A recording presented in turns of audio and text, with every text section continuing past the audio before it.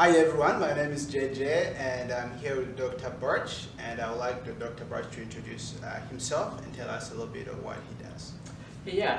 So my name is Greg Burch, and I direct the Global Development and Justice Program here at Multnomah University, where we're at today, and also teach in that program and also teach in our undergrad in global studies. Thank you, Dr. Burch. Dr. Burch has been so kind today, and he has agreed to chat with me about a few things as far as development, energy, justice, equity. And on that, I have three questions for you, Dr. Burch. How does providing clean, affordable, sustainable energy bring justice to the marginalized? It's a great question. That word justice, it's slippery. It's a word that we talk a lot about, but what does it mean for those on the ground, right? Yeah. And combining that with what you're doing with East Africa Energy Solutions. Yeah. Justice, in this sense, really kind of includes three things. I think we focus on the individual, so those that are marginalized, and asking the question, how do they have equal access to resources in their community that others have? Yeah. How do the material poor have access? We're talking about environmental justice. Mm-hmm. Like, are we thinking critically about God's creation and caring for it? Yeah. And then thirdly, we're also very concerned about biblical justice. Like, what does Scripture say? God's heart is for the oppressed. God's heart is for the marginalized.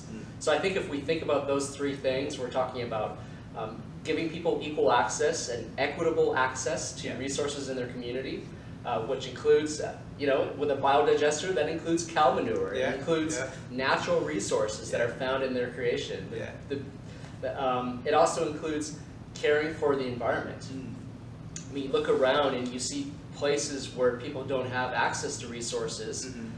They're forced to access wood and charcoal, which deforestation is a major problem around the world and leads to drought, leads to famine, leads to ongoing climate issues. So biblical justice, God's heart for the poor, ensuring that they have access to resources, those are really critical issues. I like it. That's really good. It's a holistic approach to development. And that leads us to the second question. What do you think a biodigester could mean to a family? Well, you and I saw what it can mean. We were in Costa Rica a little over a year ago, and I remember walking onto that farm, that rural community, and both of us saw this biodigester in this community, and our eyes opened up with ideas. And so for that family, living in a rural part of Costa Rica, it means now having energy to cook, having energy to run their utilities. So that can make all the difference for a family that is marginalized and is forced to cook indoors with wood or charcoal. Giving them equal access, going back to that understanding of biblical justice, is really, really important. So, for the first time, families can actually have clean energy, clean resources, instead of being stuck inside of a house with smoke-filled house and cooking. So those are really important issues as you think about what a biodigester can do. Wow, that's great. Last question. Based on your experiences, how did you see lack of energy affect people's lives or communities? Yeah, I think I kind of already started touching on it. I've seen numerous families around the world cooking indoors with wood. So we see long-term health issues that children in those homes are facing. And what we can do with a biodigester is certainly allow for families to have access to cleaner energy. They're not forced to breathe and live with a smoke-filled house. They're not forced to chop down their forest.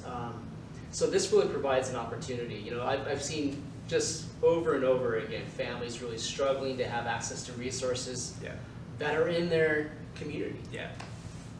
Because they didn't have a certain status in society or have the financial resources to do that. And so this is breaking down those barriers and those obstacles by providing people with the opportunity to have access to that energy that they need for their households.